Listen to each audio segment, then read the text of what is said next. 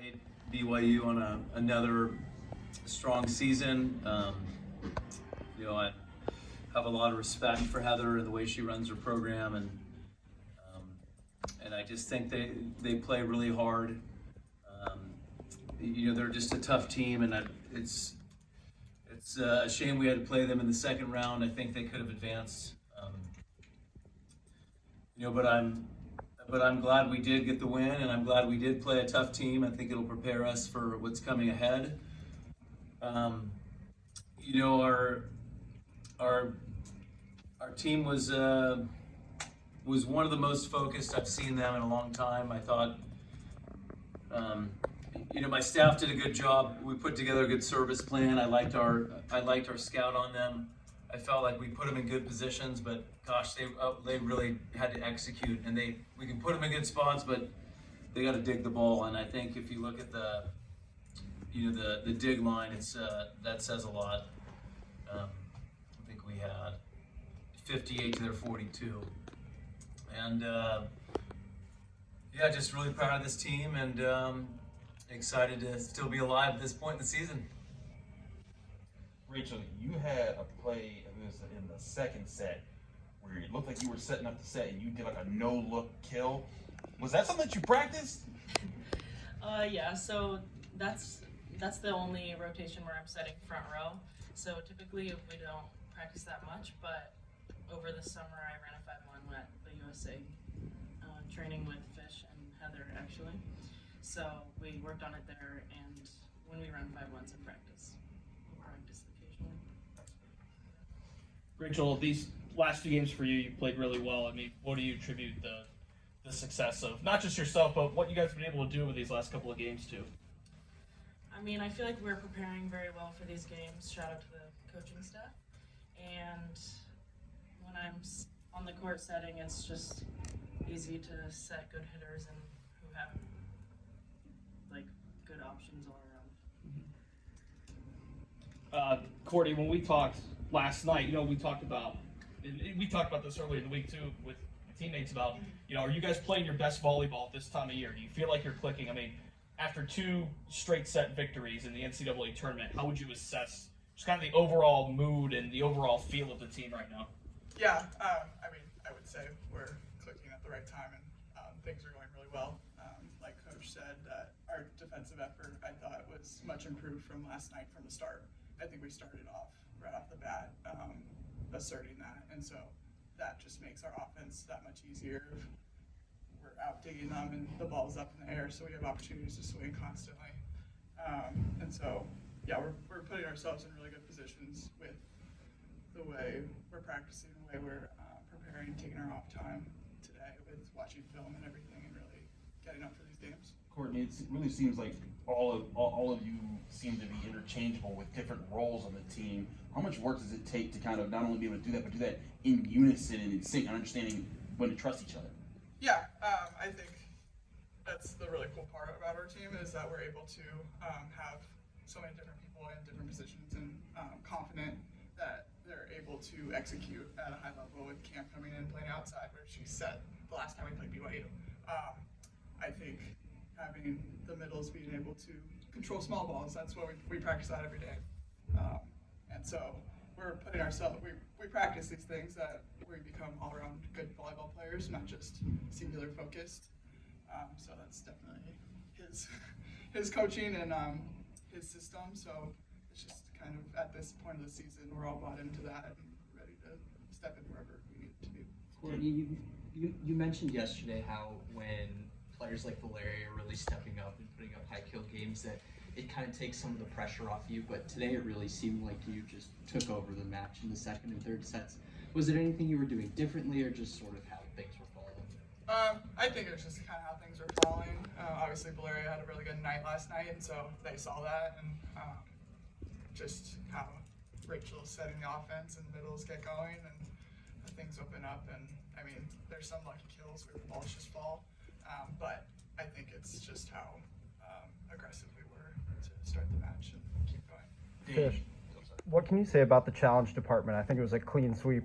That's all that. Well, I can say I'm glad we have challenge review, and we were I think, a little bit ahead of the curve in the ACC, and our administrators supported us and getting a good system early, and the technology keeps getting better, and so yeah, I think the refs like it, we like it, everyone wants to get it right, and so yeah, it's and also like there are times I just have to trust the team when they see it better than I do. Rachel, I'm getting old. Rachel, you've now led the team in back-to-back games with assists. You all were one of the best assists per set team in the country coming into the tournament. What goes into you all's ability to kind of be able to trust each other and make those type of moments happen? I think the 6-2 definitely helps with that. Just me and Alexis both setting, always having 3 options. So yeah, in short, there's just more options and our hitters, like I said earlier, have smart shots and they have a good toolbox, so they help us. Coach, I want to ask you again about the challenges, because is that a case-by-case basis of where maybe it's your call or maybe the player says, hey, this is definitely, do this, how does that usually work within you guys?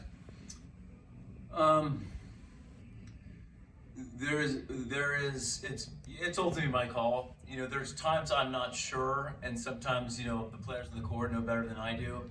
And then there's knowing, the camera angles matters, because like the angle of you have an idea of what calls you're going to get. Because the way the rule is written is there needs to be clear evidence to overturn a call.